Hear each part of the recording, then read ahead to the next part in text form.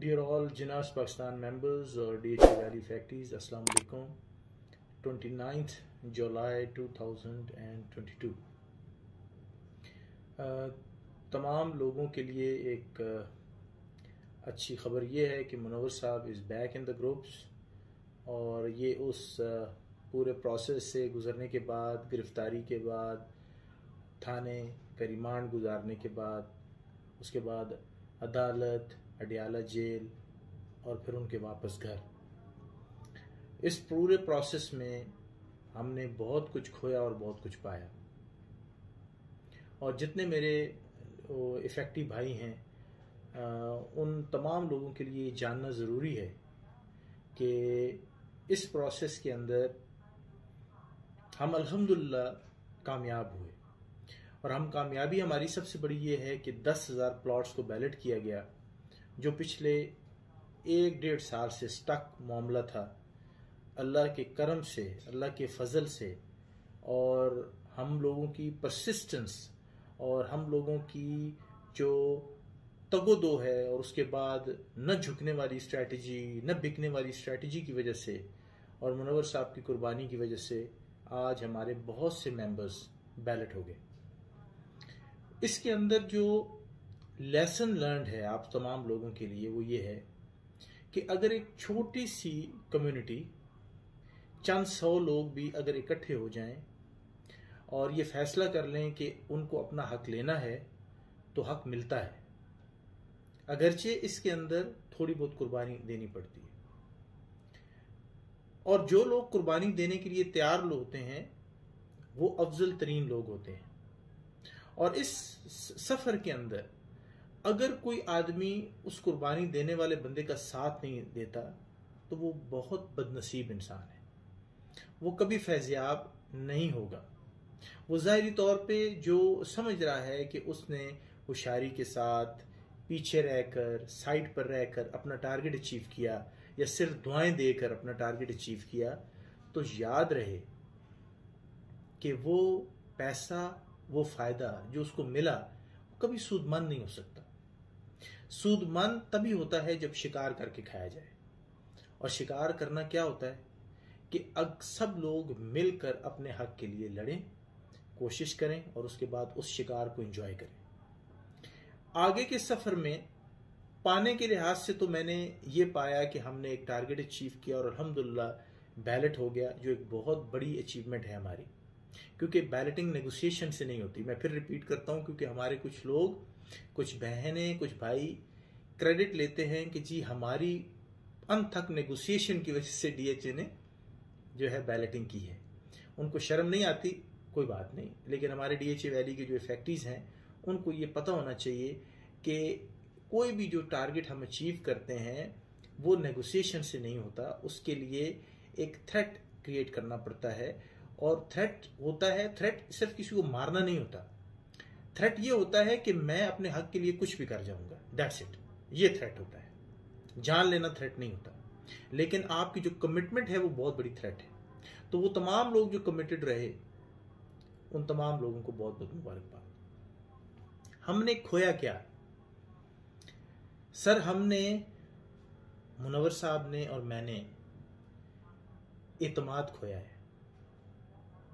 वो तमाम लोग जो खामोश होकर पीछे बैठे रहे, जो घर से ना निकले, मुनव्वर साहब से मिलने नहीं गए, जिन लोगों ने अपने रिसोर्सेज यूज़ नहीं किए कि मुनव्वर साहब को कैसे हम लोग फैसिलिटेट कर सकें कि उनको थाने में कोई प्रॉब्लम ना हो। मुनव्वर साहब को फाइनेंशियल कोई इशू तो नहीं है, अदालत में आना था उनकी सॉलिडेरिटी के लिए, उनको ये बताने के लिए थे कि आप अकेले नहीं हैं। ये तमाम काम बहुत से लोगों ने न किए, तो मैंने और मुनव्वर साहब ने एतमाद खोया है। और ये एतमाद फिर भी बहाल हो सकता है। और हम इसको क्योंकि हमेशा से जब ये क्राइसिस आया तो मुझे एक बंदे ने कहा, एक बच्चे ने कहा कि मेरा बाप इन लोगों के लिए काम करता रहा, क्या ये लोग इस काबिल थे कि मेरा बाप जिनके लिए लड़ता रहा आज वो मौजूद नहीं है इर्द गिर्द? आपने मेरे बाप को फंसाया, आपने मेरे बाप को बोला कि इस कैंपेन का हिस्सा बनो, और आपकी वजह से आज मेरा बाप सफ़र कर रहा है। तो मैंने उस बच्चे को जवाब दिया कि आपके वालिद ने और मैंने शुरू दिन से ये तहिया किया था कि ये काम हम लोगों के लिए नहीं कर रहे, ये काम हम सिर्फ और सिर्फ अल्लाह ताला की ज़ात की खुशनुदी के लिए कर रहे हैं कि रब हमसे राज़ी हो जाए। वो कमज़ोर लोग जो आवाज़ नहीं उठा सकते, हम उनकी आवाज़ बनेंगे और लोगों को उनका हक दिलाएंगे। क्योंकि अगर इंसान को राज़ी करना मकसद हो तो इंसान तो हर कदम के ऊपर दूसरे इंसान को दुख देता है, और शायद हम कभी भी कोई इंसान हमारी एक्सपेक्टेशन पे पूरा नहीं उतर सकता। तो इस जवाब के बाद वो बच्चा रिलैक्स हो गया। वो दिन और आज का दिन उसने दोबारा इस टॉपिक पे ऐसी बात नहीं की कि मेरा बाप इन लोगों के लिए लड़ता रहा। लेकिन जिन लोगों से आप मैं मुखातिब हूं उनके लिए बहुत दुख का मकाम है। कर क्या सकते थे आप लोग अपने घरों से निकलकर मुनव्वर साहब के से मिलने जा सकते थे। आपको कोई आदमी फांसी नहीं लगा रहा था। अगर मुनव्वर साहब को फांसी नहीं लगी, मुझे नहीं लगी अभी तक, क्योंकि इनके रिसोर्सेज तो हर जगह मौजूद हैं, इधर और उधर जितने बड़े ये लोग हैं। मैं पाकिस्तान में बहुत दफ़ा आया और अल्हम्दुलिल्लाह बहुत सारे वीडियो एविडेंसेस मौजूद है कि मैं हर प्रोटेस्ट में शामिल होता था। मुझे फांसी नहीं लगी, अगरचे मुझे हरास किया गया, मेरी फैमिली को हरास किया गया, समन निकाले गए, ये सब कुछ हुआ। इस दफ़ा FIR भी होगी, लेकिन मैं जिंदा हूं। लेकिन जितने अरसा मैं जिंदा रहूंगा मुझे रिग्रेट नहीं होगा कि मैंने कोशिश नहीं की, हिम्मत नहीं की। आप लोगों ने जो एतमाद हमसे छीना है, वो एतमाद ये था कि हम एक साथ हैं। एक प्लॉट पे जिस पे जब बैलेट हो जाता है तो that appreciation is from 40 to 50 lakhs। तो चलो इंसानियत के सदके नहीं, इस इंक्रीमेंट के सदके ही शायद लोग जो हैं गैरत करके मुनव्वर साहब या हमें, कोई भी वो आदमी जो फ्रंट पे है, जो हमारी ACC के मेंबरान हैं जिनके खिलाफ FIR हुई हैं, तो उन लोगों का साथी बनेंगे और हमसे राब्ता करके ये कहेंगे कि बताओ मैं क्या कर सकता हूं। चंदा नहीं देने की बात करेंगे, चंदा इज पार्ट ऑफ इट, वो आई कैन मैनेज।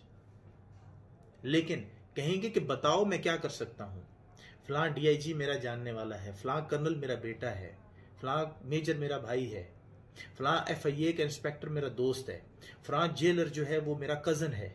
बताओ मैं क्या कर सकता हूं। मुझे शर्म, मुझे नींद नहीं आती, मेरी गैरत गवारा नहीं करती कि जो आदमी मेरे लिए लड़ता रहा वो आदमी आज जेल में, मैं सुख का सांस लूं। मेरी गैरत गवारा नहीं करती। मैं इस इंक्रीमेंट को, मैं इस बेनिफिट को बैलेट के अपने ऊपर हराम समझता हूं। ये वो जज्बा था जो मैं एक्सपेक्ट कर रहा था। लेकिन अफसोस, सद अफसोस कि इसका 1% भी ना हुआ। नुकसान मेरा नहीं हुआ, क्योंकि मेरा और मुनव्वर साहब का मामला और हमारी ACC का मामला तो अल्लाह के साथ है। हमारा बिजनेस तो वहां है। तो अल्लाह ने जो कुछ अब तक मुझे आप लोगों का साथ देने की वजह से, या जो भी मजलूम लोग हैं उनका साथ देने की वजह से जो दिया है, वो आपकी सोच से बहुत ज्यादा है। आपको अंदाजा ही नहीं, और ना मैं उसका जिक्र करना चाहता। This is not only the financial benefits, ये बहुत कुछ है, उससे ज्यादा है।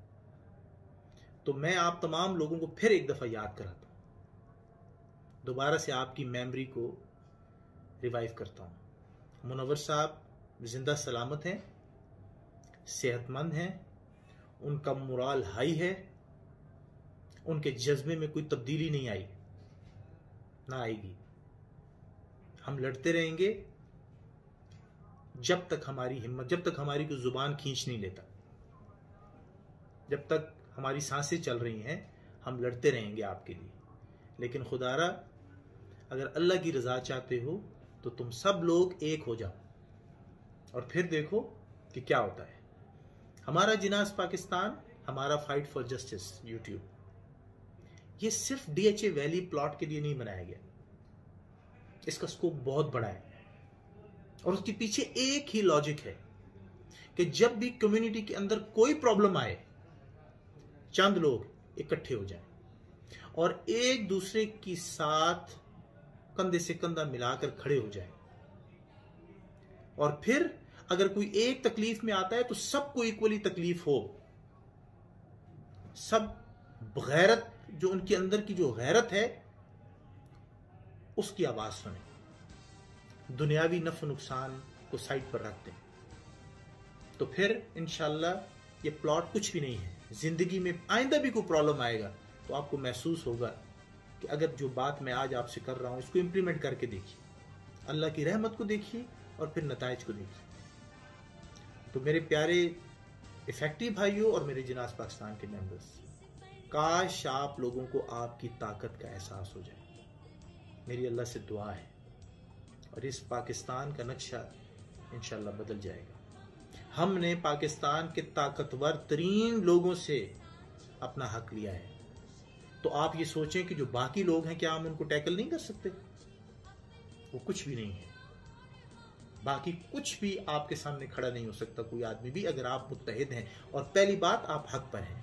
याद रखें, हमारी जितनी कैंपेन है, जितनी कोशिश है, वो उसकी जो बेस लाइन है वो ये है कि हम मजलूम हैं।